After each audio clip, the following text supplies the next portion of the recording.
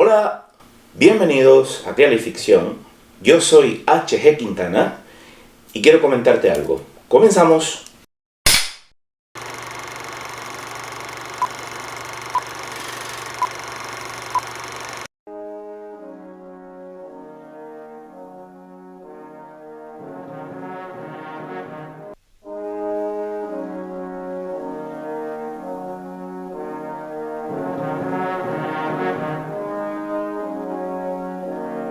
La radio del taxi retransmitía un programa de música clásica por FM.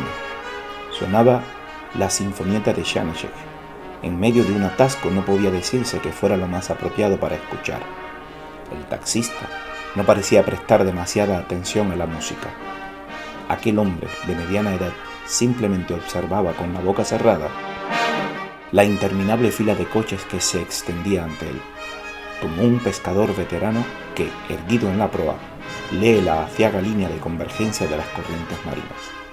Awami, bien recostada en el asiento trasero, escuchaba la música con los ojos entornados. ¿Cuántas personas habrá en el mundo que al escuchar el inicio de la Sinfonieta de Janáček pudieran adivinar que se trata de la Sinfonieta de Janáček? La respuesta probablemente esté entre muy pocas y casi ninguna, pero Awami, de algún modo, podía.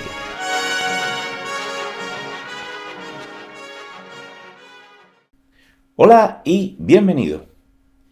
Hay escritores difíciles de clasificar. Tener éxito y gozar del favor del público es, casi siempre, un boleto para la sospecha de críticos y decididores del canon, es decir, aquellos que deciden lo que se debe leer.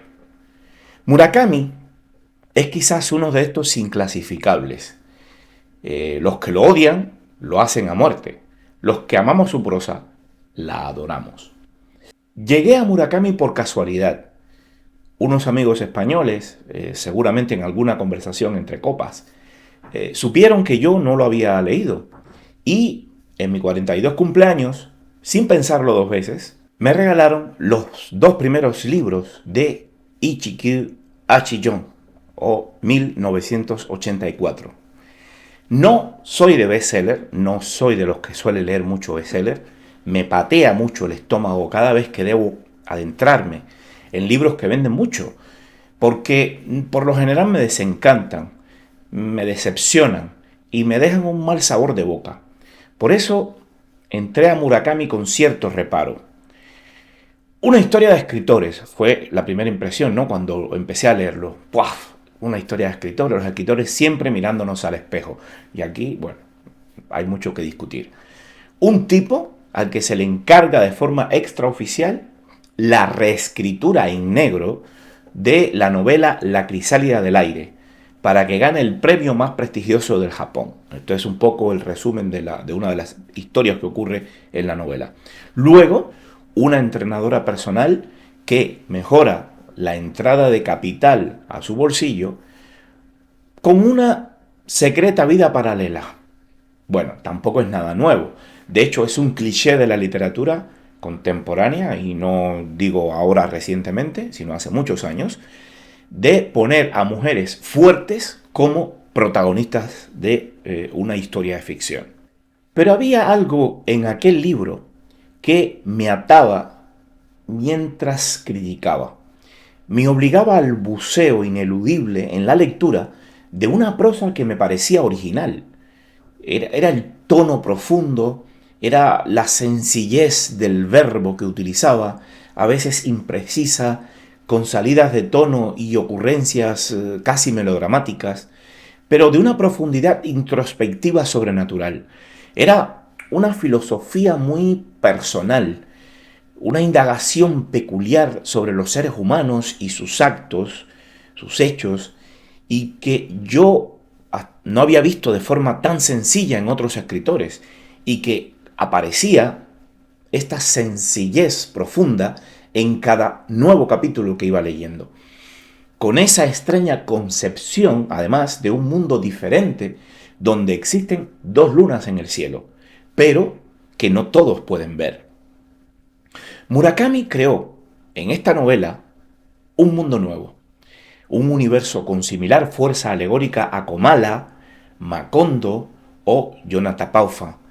Una ciudad que se parece a Tokio, una ficción que quizás es Tokio, pero es aquel que guarda en su memoria, donde existe una especie de vida underground a los ojos de todos, pero que solo unos pocos tienen acceso a ella, y donde las metáforas y personificaciones cobran forma propia. En momentos como aquel, le gustaba pensar sin ceñirse a un asunto concreto, dar alas a su imaginación, como si soltase perros en un inmenso campo. Tras decirles que fuesen a donde quisieran e hiciesen lo que les viniera en gana, los dejaba libres. Él se sumergía en el agua caliente hasta el cuello, entornaba los ojos y se quedaba ensimismado escuchando la música a su manera. Los perros retozaban a su aire, rodaban cuesta abajo, se perseguían los unos a los otros sin descanso, seguían inútilmente el rastro de una ardilla, se manchaban de barro y de hierba, y cuando se cansaban de jugar y regresaban, Ushikawa les acariciaba la cabeza y volvía a ponerles el collar. Si te gusta la ficción y todo lo que proponemos en creatividad y aprendizaje de la ficción en cine y literatura, nos ayudaría tu apoyo con dos simples gestos: un clic en me gusta y otro en la suscripción. No te pierdas las nuevas ideas y proyectos que vienen. Gracias y te esperamos. Pero sobre todo hay algo peculiar en sus personajes, en los personajes de toda la obra de Murakami, con claroscuros, contradictorios, con singularidades que a veces me hacían mirar a la puerta esperando verlos aparecer. Era una atmósfera sobrecargada en una ciudad que nunca sabemos si es real, si estamos en algún lugar conjeturado por unas criaturas más allá de la realidad, por entes que dibujaron un plano en la cabeza del creador. En alguna entrevista, Mario Vargas Llosa considera que Murakami es un escritor frívolo y superficial. Bueno, las opiniones sobre libros de ficción son siempre subjetivas, más allá de ciertas lógicas que permiten distanciar la buena de la mala literatura. Murakami es buena literatura, pero obviamente no es para todos los públicos. Su prosa es sencilla, se lee con placer, pero más allá de lo expresado, hay una ontología profunda en lo que no se dice, en lo que se oculta, o quizás más bien en lo que sugiere. Es indudable que no existe en sus otros libros la grandeza de 1984 de Ishikyu Achiyon, donde el poder de fabulación desborda la ficción tradicional. Podemos reconocer en ellos un narrador casi chekhoviano en los personajes, pero más cercano a Hemingway en la concepción narrativa, con una vuelta a protagonistas quebrados, sin brillo en tanto personas, pero atractivos como personajes, siempre a la búsqueda de respuestas a heridas presentes en un pasado que no alcanzan a entender del todo. Un conocido me dijo que Murakami era un brujo literario y no puedo estar más de acuerdo. Jamás olvidaré la sensación que tuve mientras Sara, uno de los personajes de una de sus novelas, le cuenta a Tsukuru Tasaki en la novela Los años de peregrinación del chico sin color. Sara le está contando este encuentro a Tsukuru con una amiga y le dice: cuando regresó de Francia me la encontré un día por casualidad. Hacía mucho tiempo que no la veía y me quedé petrificada. Era como si su cuerpo hubiera perdido todo el colorido tras haber sido expuesta durante largo tiempo a la luz del sol. Su aspecto físico apenas había cambiado. Seguía siendo guapa y teniendo estilo, pero estaba más apagada, tanto que daban ganas de coger el mando de la televisión para subirle el brillo. Fue muy extraño. Parece mentira que alguien pueda apagarse hasta tal punto en tan pocos años.